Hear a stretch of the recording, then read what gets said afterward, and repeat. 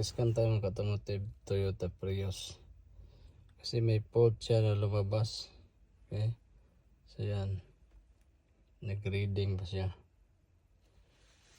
So ginabi na tayo mga automotive. Kasi may nakita tayong fault.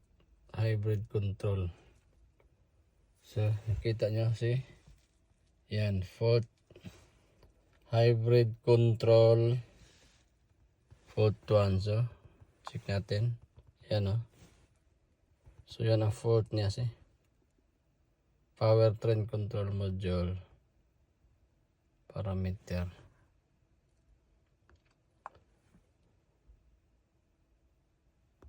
So try natin siya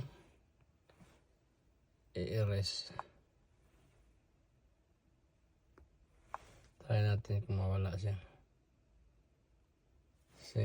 Now okay na. Tapos i-start natin siya.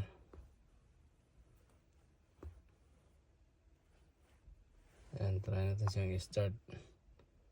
Exit natin. Tingnan natin kung nawala na yung fault. Scan natin ulit. Kurap naman yung screen. Scan natin ulit kung wala ng fault.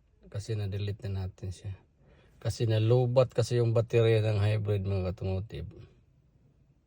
Kaya siguro siya nagkakaroon ng fault. So check natin. So ito yung gamit natin Paxwell mga automotive.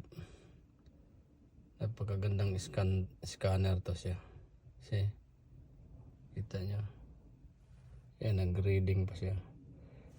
Check natin ulit kung babalik pa ba yung hybrid control na problem. So yan, okay na mga automotive. So wala ng fault Tapos i-start na natin siya. Skip natin.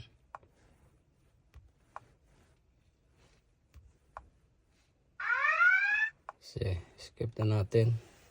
Tapos switch off na natin Yan. Mga automotive, nawala na yung fault code na hybrid control. Yan. Dati lang malabas yan sa dashboard. Ngayon clear code natin siya. Tapos yung battery niya kasi lubat. Kaya siguro nagkakaroon na siya ng malfunction yung hybrid niya. Okay? Kita nyo, no message niya doon sa dashboard.